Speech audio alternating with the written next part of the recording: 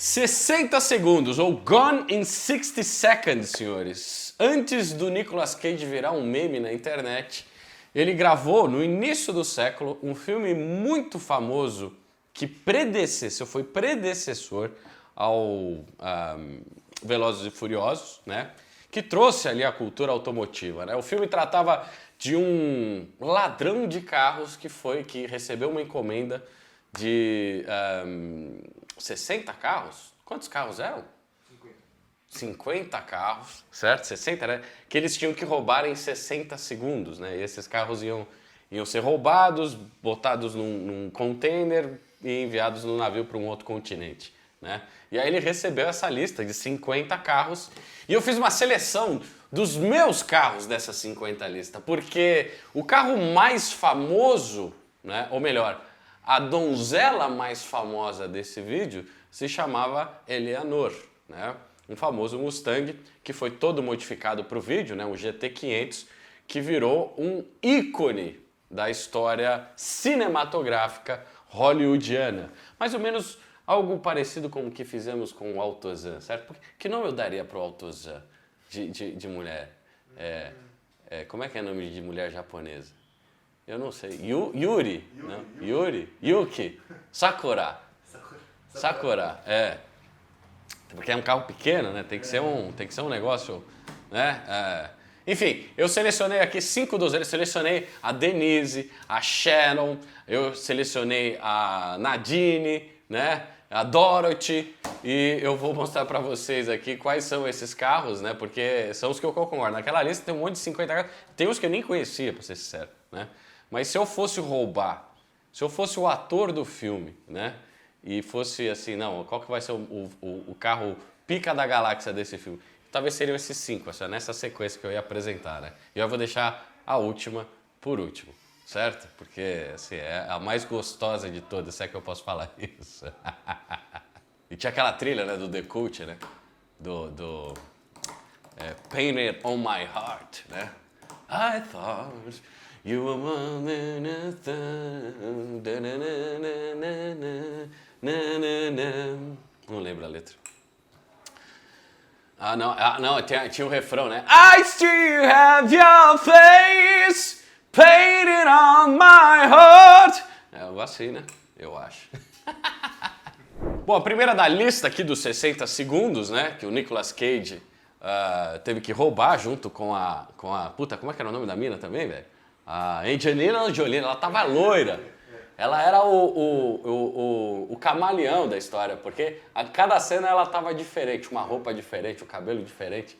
Muito louco esse filme, velho. E assim, uma história basicona, né? Mas você vê como que o básico no passado funciona, né? Hoje, sei lá, vou parar de reclamar e falar da Denise. A Denise era um Dodge Viper GTS 1998.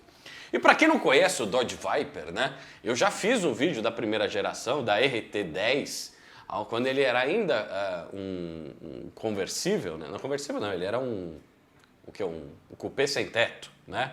Que não era conversível, né? Não, era porque você podia fechar, era um conversível, pronto, olha eu viajando. Mas lá tinha um V10 de 10 litros, né? Parafusado em 2 trilhos de 3 e você sentava num sofá, que tinha um V10 lá na frente, né? Um dos carros mais assustadores que eu já dirigi, zero de eletrônica, raiz ao limite e de novo, né, mano? A Denise, ela tinha um V10 de 8 litros. Assim, what the fuck, tá ligado? Só que aí eles melhoraram muito esse projeto da primeira geração e o do filme já era a versão 98 GTS, com aquela carroceria Double Bubble. Quer ver? Eu tenho uma aqui, olha lá. Rapaz, dá uma olhada nisso. Assim, por debaixo ainda 2 trilhos de trem, mas ainda assim o carro foi refinado, foi calibrado para deixar de ser aquela homenagem ao Dodge Cobra e ser um carro de competição de verdade, né? Aquele estilo Double Bubble, olha aqui, pela visão de frente. Eu acho, na verdade, que a Denise nem apareceu no filme, né? Eu não lembro de ter visto a Denise, mas tinha lá na lista dos caras 50 carros, a Denise era um GTS. Esse aqui, ó, rodinha cromada, né? Um dos únicos carros que ficam bonitos com roda cromada. Esse aqui não é... Não, isso não é possível, velho. Esse daqui não é uma... Isso, mano, isso aqui é uma miniatura, velho? Não, né? Eu tomei bastante cuidado pra não pegar miniatura. Eu tô vendo fantasmas. Não, é pescar. Não é miniatura. Esse aqui é um peixe... Não, porque parece uma miniatura que os caras botaram adesivo por cima, porque o negócio não tá nem no ângulo da porta direita. Olha essa... Mano, olha essa roda. Você acha que isso aqui é um parafuso? Tá estranho essa foto, você entende? Não, eu entendi. Depois da inteligência artificial, eu duvido de tudo, velho. Não sei, eu também, tipo... Eu Não parece que o cara não botou um negócio aqui? Tá torto o adesivo. Isso aqui é uma miniatura, velho. Mas, porra... Olha, como é que você vai tirar essa roda? Mas a sombra da Brad aqui, ó... a sombra não, o reflexo da Brad no carro... Não sei. Não é possível. O que você acha? Deixa aí, ó. Se for uma miniatura, é uma bela miniatura.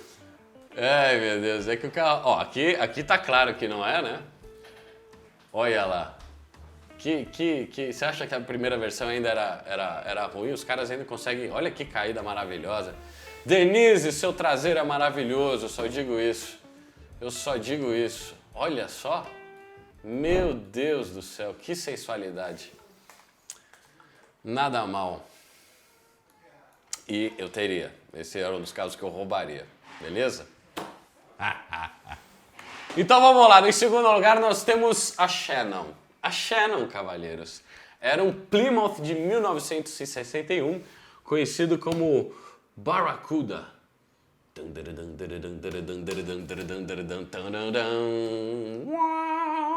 Não era um V10 de 8 litros, mas era um V8 de 7 litros. Aí você vai falar, pô, e é ruim isso? Lógico que não, né? De novo, estamos aqui uma foto do Hemi Cuda, ou do Plymouth Barracuda, né? Com o motor V8 Hemi que dá o nome Cuda, né? E assim, um dos cupês mais icônicos da época, né? Eu acho que dos muscle cars americanos antigos. Olha isso aqui, velho. Assim, o Anderson tem um, não tem? Cara, na verdade o Anderson Dick tem um Cuda e ele botou um Supercharger no Hemi, né? Mas enfim, originalmente a gente tem esse motor 426, um V8 legitimamente americano, cuja linhagem foi terminar lá no Dodge Challenger Hellcat, que eu mostrei pra vocês aqui no canal, também outro vídeo que tá aí decolando. A galera adora Dodge aqui, e eu também gosto, tá? Eu também gosto. Eu ainda vou ter um, vou chegar lá depois que eu comprar todas as minhas outras lasanhas, mas dessa lista, a Shannon, né, merece estar aqui, né? E o que eu posso falar desse motor? A gente pode falar Por que chama Hemi, né? Isso aqui vem do formato da câmera, que nessa época, aqui da década de 70, eles faziam o pistão em formato hemisférico. E daí vem o Hemi. E aí você vai me perguntar, o que é isso? Parece um meio hemisfério, entendeu? Tá aqui, ó. Esse era o pistão, né? Ele era redondo. E isso era 2 válvulas por cilindro, né? Dá pra ver aqui o ressalto das válvulas. E nessa época, onde os pistões tinham baixa taxa de compressão, isso era um desenho que os engenheiros escolhiam, né? Para desenhar o pistão e trabalhar com uma taxa um pouquinho maior.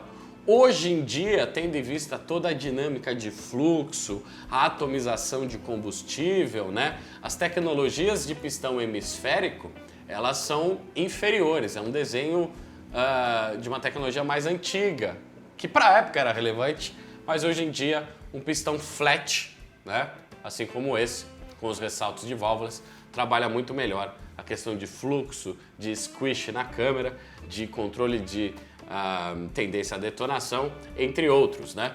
Então é a mesma coisa que eu falei lá no vídeo do Challenger, né? O Challenger lá 2018, tá escrito, né, na capa do motor, Hemi. Só que o pistão do Challenger não é esse. Não dá para tirar 700 cavalos daquele motor com pistão assim e ainda durar, né? Até dá, mas não vai durar, né? o pistão do Remy lá é mais parecido com esse hoje, certo?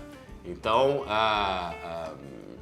enfim, não interessa qual que é o formato do pistão, o que interessa é o pedigree da Shannon, que vem aí de uma linhagem de americanas, né, lindas, maravilhosas e que berram alto, principalmente depois de tomar um pouquinho de gasolina, se elas vão a roto, né?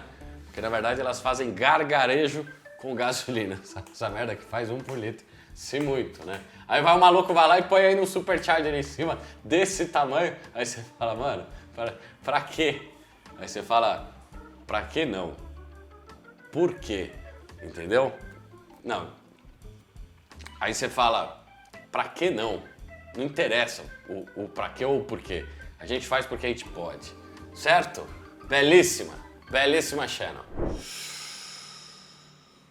Rapaz, essa daqui é uma das... É difícil fazer essa lista, viu? É difícil fazer essa lista.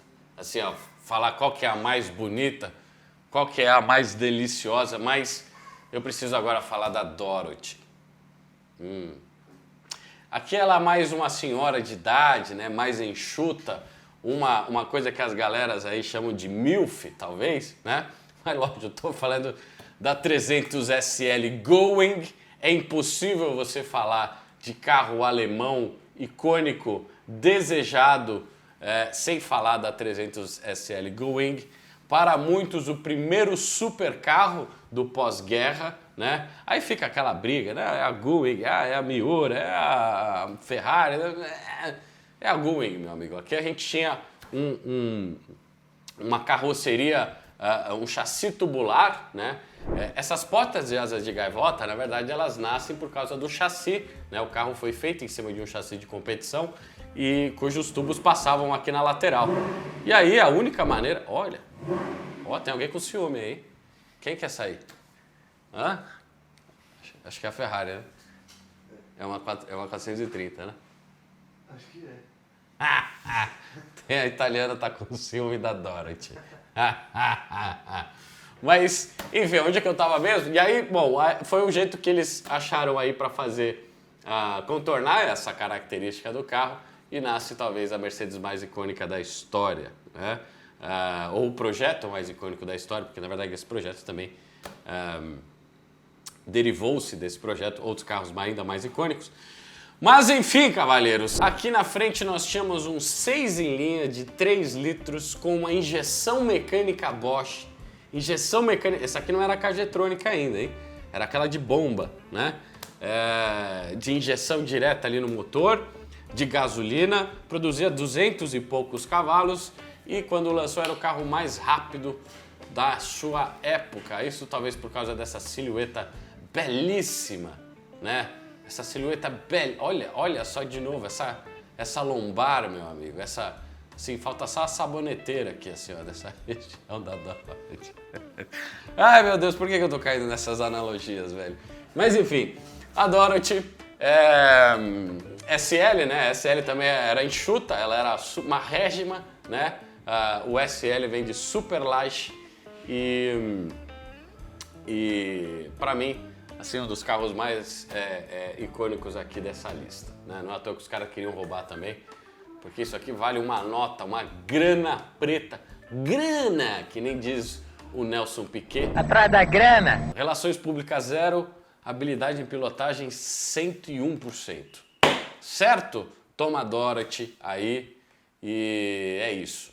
Podia parar aqui, né? Mas não. Denise, Shannon, Dorothy, falamos de duas americanas, falamos de uma alemã, agora a gente tem que falar de uma italiana, né? Com aquele sangue latino vermelho.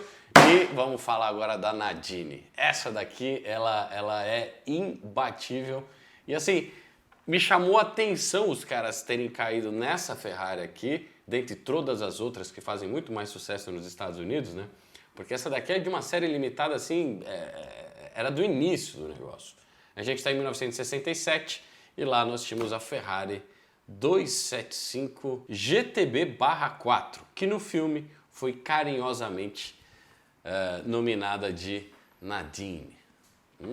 Então essa obscenidade lá da Itália, né? O barra 4, aqui a gente tinha, vamos lá, a gente tinha um V12 Colombo, que na 275, se eu não estou enganado, era de 3,3 litros, produzia ali por volta dos seus 300 cavalos, beleza? E o barra 4, na verdade, era porque essa versão tinha um cabeçote com 4 colombos, né? Não, 4 comandos no motor Colombo, né? Que foi o projetista lá do primeiro motor da Ferrari. E esse motor, assim como o atual F140, atravessou décadas, né? E aqui foi a primeira grande evolução assim de conceito básico de motor de alta performance, né? Duplo comando no cabeçote, é esse caso, né? E junto disso, dessa alteração do motor, também a 275 aqui foi a primeira Ferrari a ter uma suspensão traseira independente.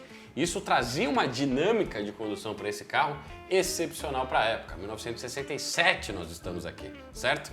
E aí a Nadini, não obstante, né, tem essa roupagem, essas curvas sensuais aqui de um coupé de 2 portas, com essas saídas laterais aqui no para-choque dianteiro, nessas guelras maravilhosas, somadas a cromo, que é uma coisa que hoje nas Ferraris a gente não vê mais, mas veja que nessa época ficava muito elegante, junto dessa traseira redonda, né, com as ponteiras quádruplas e as rodas de aro, né?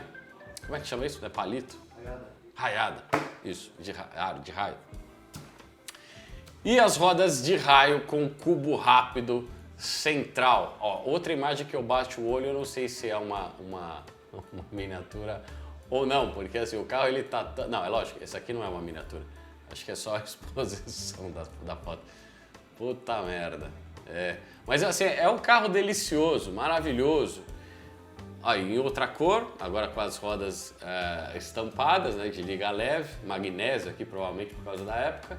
E no final, dá uma olhada na versão Competizione, quando perde os para-choques da dianteira e aí o carro tem aquela frente das Ferraris de competição, das Ferraris de pista que corriam com o mesmo Colombo, né, com o Scoop. E, assim, é uma das Ferraris mais icônicas assim, e uma que eu teria, com certeza. É só roubar, entendeu? O único jeito de ter esse carro é roubando. Não dá! A Nadine, vamos roubar a Nadine e vamos descer pra ela pra praia. Com a praia pra Nadine, o pai dela não tá sabendo disso, tá ligado? Pra Costa Amalfitana, meu amigo. Beleza?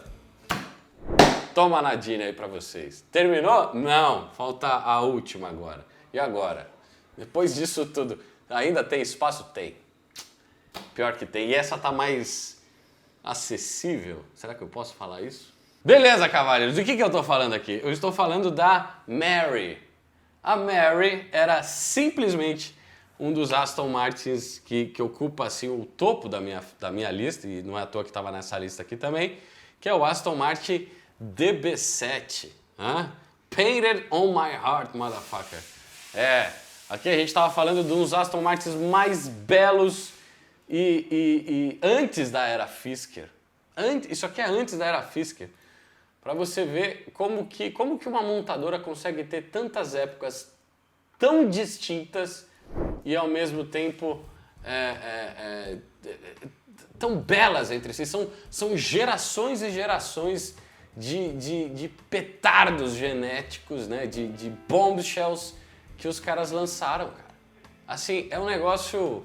A Aston assim, todo mundo lembra de Ferrari, né? Lamborghini e tal. Eu acho que se em algum momento da minha vida eu tiver dinheiro sobrando para comprar um carro desse, né? Desse nível, Aston Martin, Ferrari, Lamborghini, puta, eu compraria um Aston, cara. Um europeu V12, entendeu? Como eu não tenho, eu vou comprar um Jaguar velho mesmo, né?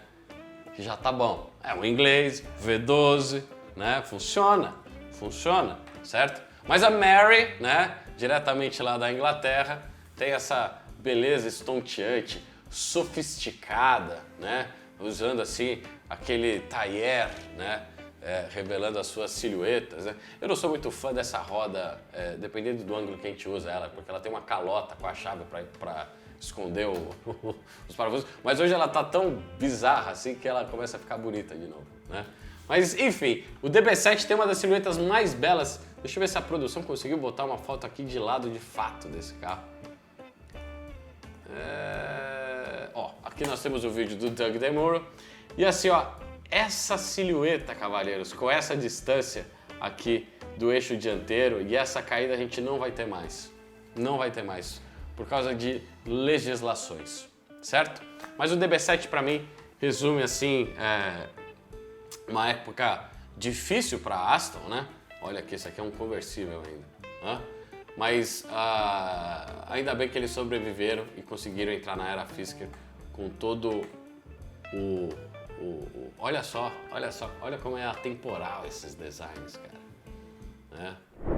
Empurrando a Mary, nós tínhamos no coração dela, né? Aquele coração quente, ou não, né? Nós tínhamos um V12 de 5,9 litros, que começa com uma origem Jaguar e depois vira numa plataforma compartilhada da Ford, né? Já contei essa história, eu acho que no vídeo do Vanquish. Se você quiser dar uma olhada, clica aqui, porque é um vídeo com humor tipicamente inglês, né? É a mesma coisa que das piadinhas que a Mary deve contar, certo? A voz da Mary é de um V12 de 5,9 litros, nessa época produzindo ali por volta dos seus 400 cavalos e os seus 55, né, quilograma-força, certo? E tá aí, essa é a última da lista. Acho que de todas seria a que eu compraria, eu acho, né? Ou não. Menção honrosa? Menção honrosa. Vamos para menção honrosa, certo? Para aquela excluída, né? Final do segundo tempo, a balada já tá lá às 4 da manhã, entendeu? Você já passou o rodo na Europa inteira, Estados Unidos, sobrou alguma coisa, aí de repente sai do banheiro, quem? De volta para a Alemanha, cavalheiros, estamos diante aqui da Virgínia, né? Ajustando a sua saia lateral, né? A sua fronteira, tá acertando ali, saindo do galpão, né? Lógico que estou falando da Porsche 959, né? Que um dos carros mais tecnológicos da sua época, né? Muito é falado do 959 como se fosse o super Porsche. Na verdade, né? Assim, a Virginia ela é um 911 com um facelift, né? Com uma encorpada, talvez como é que chama? Um gel russo, né? Tá para ver aqui as modificações num 911, né? Da onde sai o projeto do 959. A Porsche criou esse carro, na verdade, para participar do grupo B de rally, se eu não estou enganado, certo? Mas não deu tempo. E aí ele acabou competindo na competição lá de Paris-Dakar, né? E era um 911 4x4, todo pica da galáxia aqui. O motor na versão aí que soltaram na rua era um 2.8 turbo, certo? Ó, conseguimos ver ele aqui, né? Que produzia ali por volta ali dos seus 444 cavalos, né? Um câmbio de 6 marchas com uma marcha G, uma marcha Guelan, né? De terra, né? Gelande, né? E também o primeiro sistema de tração da Porsche PSK, certo?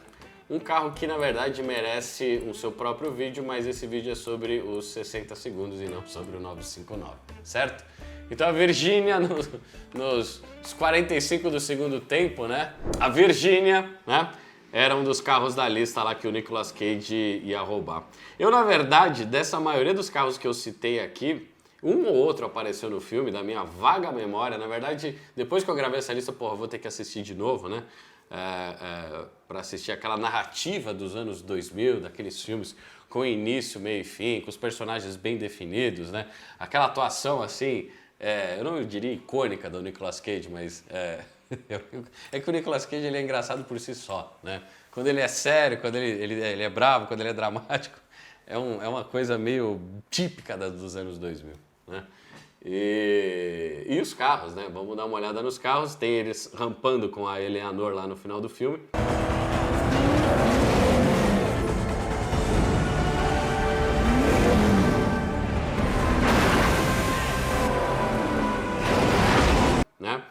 a Eleanor virou um ícone, né? Nós temos algumas aqui no país. Acho que o Nando Moura tem uma, não tem? Ele tem uma, ele tem. Se ele estiver assistindo, um abraço aí. Sei que ele assiste os nossos conteúdos aí esporadicamente. Mas eu não botaria a Eleanor de primeiro, tá? Toma essa. Eu botaria a Mary ou a Nadine. Ou seria a Dorothy. Agora eu não sei mais. Eu podia ter uma garagem e botar todas, né? Aí zerou a vida. Zerou a vida. Acho que é isso, certo? Então, é isso. Menção honrosa seja feita aí com a Virgínia. Considere se inscrever nesse canal.